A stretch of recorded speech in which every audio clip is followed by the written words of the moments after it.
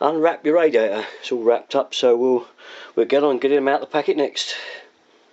Well, when you've unwrapped her, you'll find a little accessory pack here with your air valve and your plug for the other end, and some cover plates for the back at the top of the radiator there. You can see me, sorry about I'm pointing this in the wrong way. It's a job to do it one-handed, but yeah, okay, there's your plug, and there's your air valve, and there's your covers.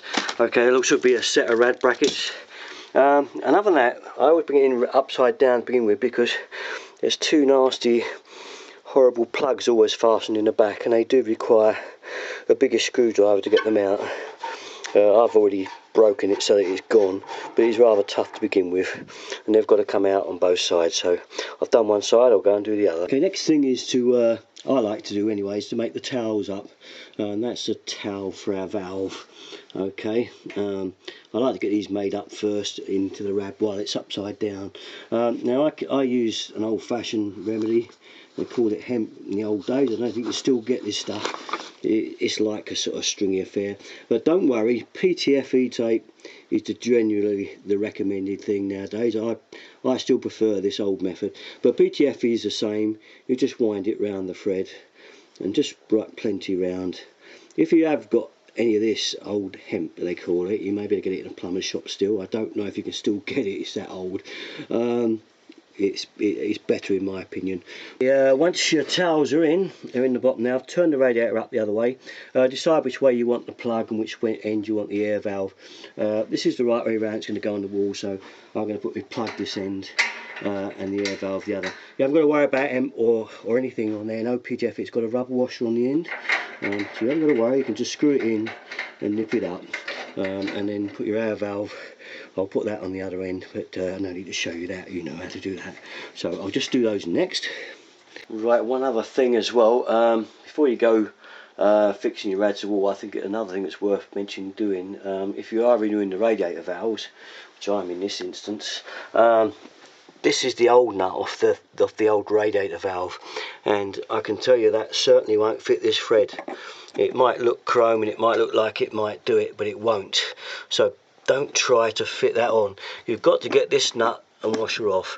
There's a couple of ways of doing that. You either bang and try and get it off like that, or you can try and undo it with grips, or at the very worst we'll saw it. So I'm going to leave it running so we can see which way it comes off best. I'm going to try knocking up with a spanner. This sometimes works, sometimes don't. Get your spanner and just get it slightly narrow to the pipe so it slides up and down, and then just keep whacking like that. Well, that was handy. It come off in one hit, so that was very lucky. It doesn't normally happen like that, so that's great. So now we can fit our new nut quite easily. Just undo the nut on there and just slide that and you'll live on. Okay, get your rad valves on, and then we're ready to line up the radiator and measure it up. So I'll just tighten this one up, ready in position, and then we'll go and do the other one. Next step, once I've got those rad valves on, is I like to lay the radiator on its back, on its front should I say, on its back, on its front, and then line it up where the valves are going to be. So you can see that pretty much when that goes up, it's going to fit those valves. I'll make sure it's always in the middle, because this rad is an exact fit, it's exactly the same size as the one that's come off. It's got to fit. So the only thing we've got to do now is line up to get the right height, which I'll show you how to do next. Right then, the very important part of marking the wall and getting the correct height.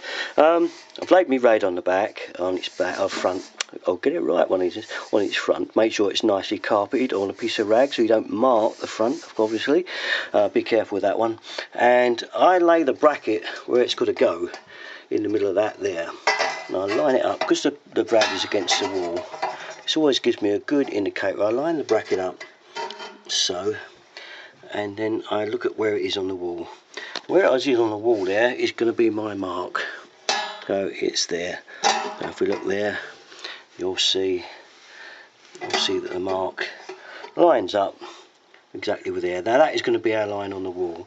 So we'll put a spot up the wall there with a level next. We'll take our level up now and make a mark somewhere up there behind the wall. We'll do that next. Now if I measure on the floor, we're going to go off the floor of the carpet there, it won't be too far out because it's quite flexy, this pipe. Now when it's up in position, it's actually 6.5 inches, I don't know if you can see that, to the centre of that pipe. Okay, so that's our height we want the radiator now.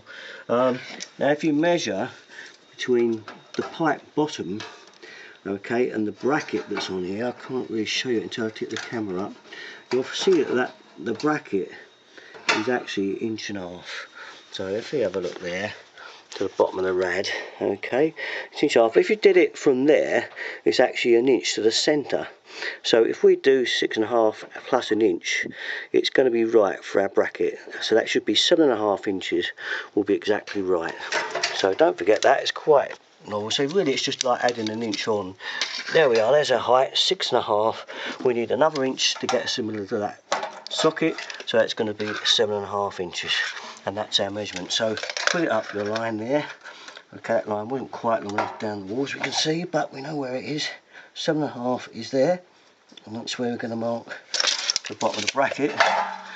So she'll go like that, up that line to get a straight edge. Okay, get that on the bottom of the bracket, bottom of that line, and we know that's straight. And then mark the holes for the drill. Right, that bracket is now on, the new one. Don't forget to make good your old holes and that if you want to clean up and repaint behind it before you put the radiator up.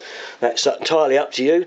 Okay, the next one, obviously, all we've got to do now is measure the centres from there to there and measure across to get your distance, okay? And then we'll mark the second one up on the wall there. Okay. Just one other thing, guys, the bracket, before you hang your rad, there is just one little thing. You'll notice these little clips here. Wonder what they're for. Here's our rad bracket, and it's to slot in to stop the rad from vibrating.